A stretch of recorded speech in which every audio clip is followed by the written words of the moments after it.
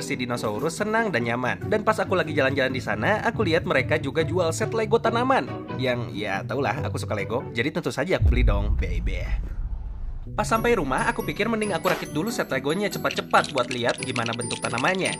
Jadi aku rakit semuanya dan aku taruh tanamannya di dalam kandang. Dan coba lihat ini. Yo, ini kelihatan keren banget. Bercanda deng, sebenarnya kelihatan konyol banget. Nggak tahu kenapa aku buang duit $50 buat ini. Awas lah, buang aja. Sebagai gantinya, aku keluarkan tanaman yang aku beli tadi dan aku tanam di sekitar tangki. Nah gitu dong, tangkinya mulai kelihatan bagus sekarang. Tapi buat menyelesaikan dekorasinya, aku perlu menambahkan potongan kayu besar yang posisinya diagonal dari dasar tangki ke atas, biar si dinosaurusnya punya akses gampang ke lampu pemanas yang bakal ada di atas. Dan cuma ini kayu yang aku punya sekarang, jelas gak akan cukup buat sampai ke atas. Jadi buat dapat kayu lagi, aku pergi keluar untuk mencari. Oke, jadi aku cuma perlu cari semacam dahan yang lumayan tebal dan panjang, dan itu terlalu tipis. Aku butuh sesuatu yang nggak bakal patah kalau dinaiki si dinosaurus, dan ya, yang itu juga jelek. Tapi yang ini sebenarnya kelihatan lumayan oke. Lihat nih, tangan aku bisa melingkar pas di batangnya, ketebalannya pas. Jadi aku masuk ke dalam, ambil pisau paling besar dari dapur, dan aku mulai menggergaji.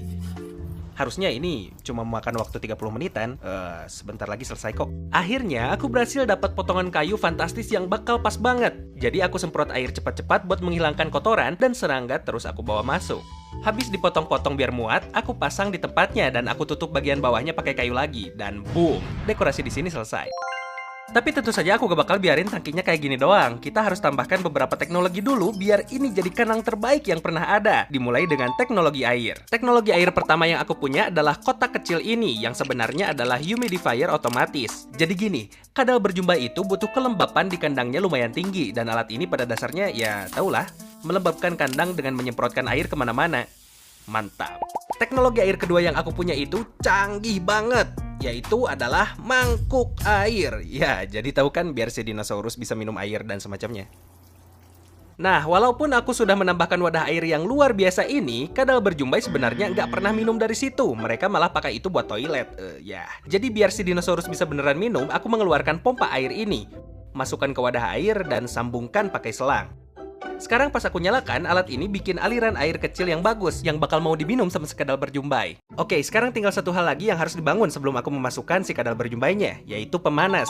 Dan pada dasarnya itu artinya aku harus menciptakan ulang matahari di dalam kandang ini.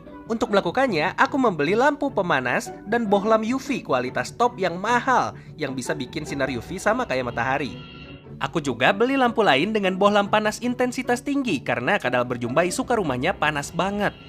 Untuk mengetes suhunya, aku pasang termometer. Dan seperti yang kalian lihat, suhunya sampai 100 derajat Fahrenheit di area berjemur. Itu sempurna. Terakhir, aku taruh sedikit aluminium foil di atas buat menahan panas dan kelembaban dari dalam. Oke, rumah si kadal berjumbai sekarang udah jadi. Dan, ya,